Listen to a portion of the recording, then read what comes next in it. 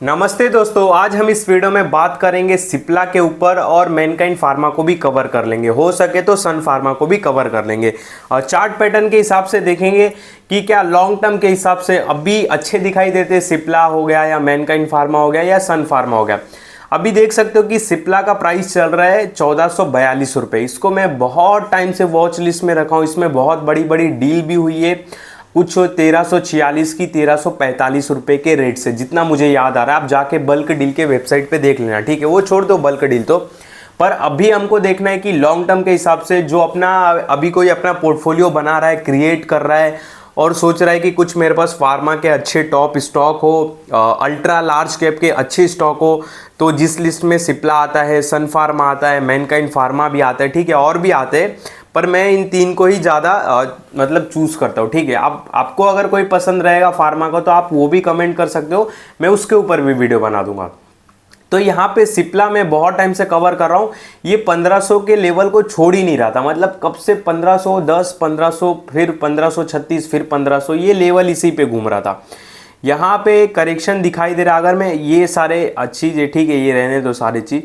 अभी all time high से देखूँ मैं, ये पहले इसका मार्केट कैप मैं आपको बता दूं। इसका मार्केट कैप 1,17,000 करोड़ है, ठीक ठाक है, ठीक है। यहाँ पे मैं ऑल टाइम हाई से देखूं तो अभी ये ऑल टाइम हाई से कितना गिरा हुआ है, पहले वो देख लेते हैं, फिर उसके बाद मैं बताता हूँ कि अच्छे लेवल्स का। वैसे मैंने टेलीग्राम पे भी शेयर किए, ठीक है। यहाँ पे ऑल टाइम हाई से 15% गिर चुका है, जो कि काफ़ी अच्छी बात है। इतने हैवी और अच्छे स्टॉक में जब 15% का करेक्शन आता है ना, बहुत अच्छी बात है। और मैं तो और उम्मीद करूंगा कि यहाँ से और 5% गिर जाए ना, तो भाई बहुत अच्छी बात रहेगी। अगर यहाँ से 5%, 20% गिर जाए ना, बहुत ही अच्छी बात रहेगी। मतलब समझ जाओ कि सोने पे सुहागा रहेगा, एक ऐसी बात हो सकती है, ठीक है। यहाँ पे एक इसका एक देखो, मैं ये करंट लेवल भी अच्छा है, कोई टेंशन वाली बात नहीं। 200 मूविंग डे एवरेज को ब्रेक कर दिया, बहुत अच्छी बात है, ठीक है। ये केवल मैं लॉन्ग टर्म इन्वेस्टर के लिए बता रहा हूँ। यहाँ पे देखो, एक इसका ये एक सपोर्ट निकल के आता है 1317 के आसपास का, ठीक है।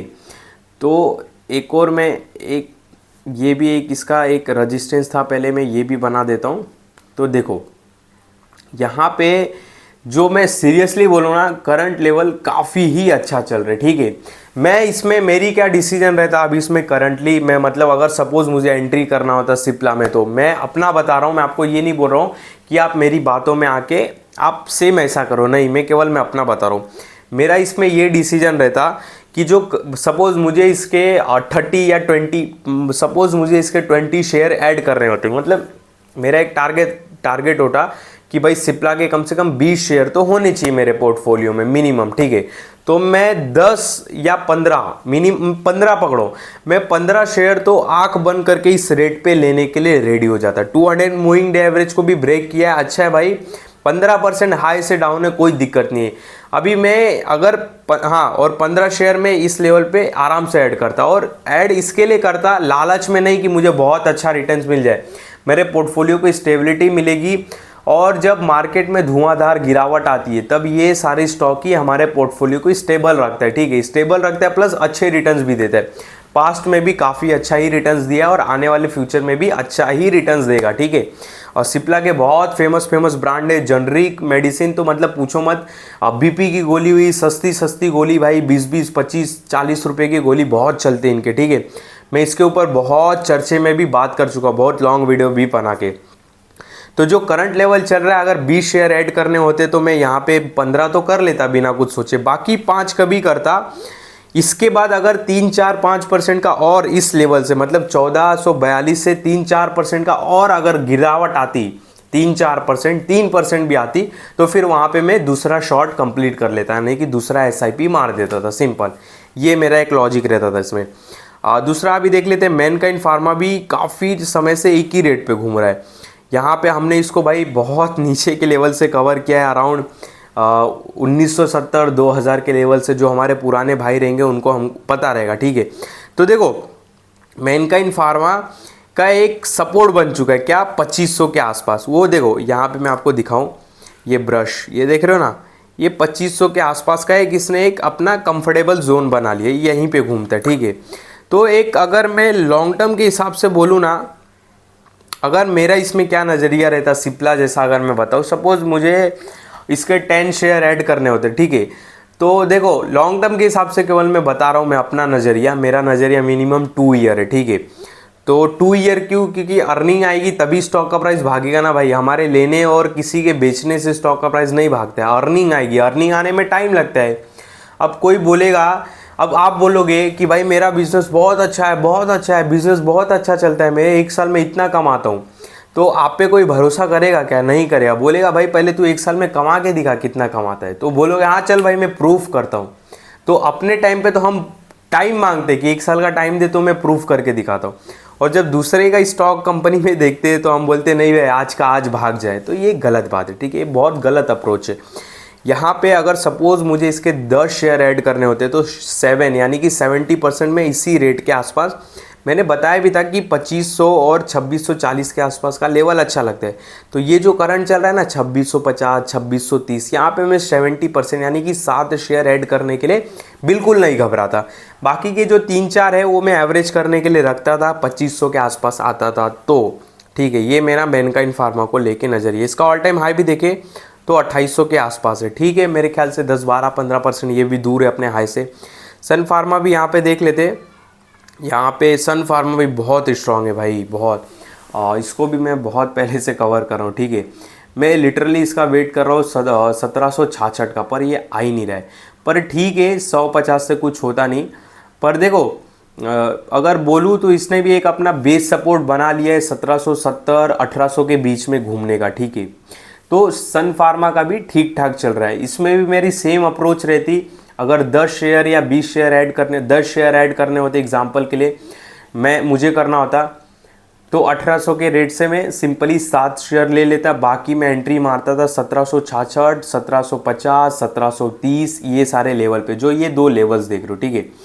तो 70% मेरा यहाँ जो करंट चल रहा है यहाँ पे बनता था, बाकी जो 20% बचा वहाँ इस लेवल के आसपास बनता था, ठीक है। तो ये मेरी अप्रोच रहती थी, ये केवल लॉन्ग टर्म के लिए, ये नहीं कि मैं आज सोच रहा हूँ कि आज ले लूँ। ये मतलब एक पोर्टफोलियो क्रिएट के हिसाब से मैं बता रहा हूँ, ठीक है। जब पोर्टफोलियो क्रिएट करता है ना आदमी, तो उल्टा एक तो स्टॉक प्राइस गिरने का वेट करता है, और प्लस तुरंत स्टॉक भाग नहीं जाए इस चीज़ का वेट करता है। और अगर आपकी थिंकिंग ऐसी रहेगी कि मेरे लेते ही स्टॉक का प्राइस भाग जाए, मेरे खरीदते ही भाग जाए, तो ये थिंकिंग बहुत गलत है। देखो हमारे पास इकट्ठे पैसे नहीं रहते कि हम इकट्ठा एक ही बार ले ले।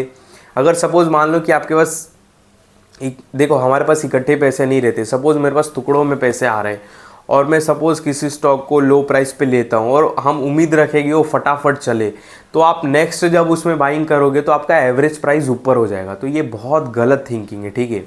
अगर मान लो कि मैंने 100 रुपये पे, मान लो कि मुझे किसी स्टॉक को 100 मतलब कोई स्टॉक 100 रुपये पे, और उसके 10 क्वांटिटी ऐड करना है, और मेरे पास 200 रुपये ही पड़े, तो मैंने 200 रुपये के 2 शेयर ले लिए 100 रुपये के।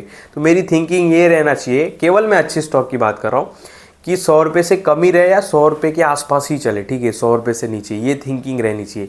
क्योंकि अगर मान लो कि 100 से 150 चला गया और नेक्स्ट टाइम आपके पास पैसा आया, आपने SIP किया, तो फिर आपका एवरेज प्राइस ऊपर हो जाएगा, ठीक है। तो ये गलत अप्रोच है। जितना हमारा एवरेज प्राइस नीचे रहेगा, जितना हमारा SIP गिरते हुए मार्केट में लगेगा, वो अच्छी बात रहेगी, ठीक है।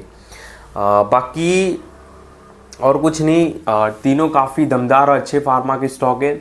बाकी इस वीडियो में मैं आपको ये नहीं बोल रहा हूँ कि जाके खरीद लो, और हाँ टेलीग्राम पे आपको अपडेट मिलते रहते हैं, ये स्टॉक अच्छा लगता है, यहाँ पे करेक्शन होना चाहिए, यहाँ पे करेक्शन हो सकता है, इस IPO में अप्लाई कर रहा हूँ। अभी IPO का टाइम आ गया है, तो मैं अपडेट भी करूँगा कि मैं अप्लाई कर रहा हूँ कि नहीं कर रहा हूँ। 3-4 IPO आया है, जो भी आया मैं वहाँ पे अपडेट कर दूँगा, ठीक है। बाकी इस वीडियो में आपको कोई भी बाय सेल का कॉल नहीं, ध्यान देना।